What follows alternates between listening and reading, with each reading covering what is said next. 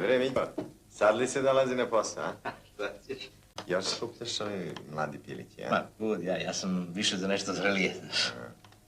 Gdje si, šta ti naći, a? Ja sam živ stvor.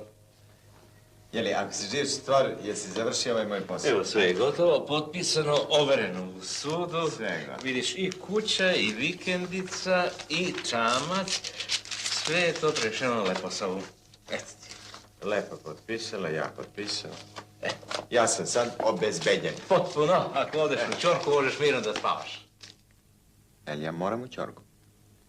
Pa, ja nisam gatara. Advokat si, znaš propis. Mučkao si. Mučkao sam. Jesam, ali nisam ja mučkao ko ovi što mučkaju. Ja sam mučkao u skladu s propisima. A? Mislim da ne bi trebao da idem u ćorku. Pa, ako prodaš onaj motel na licitaciji i pokriješ menice, možda izvučeš do... Znači da opet mučka.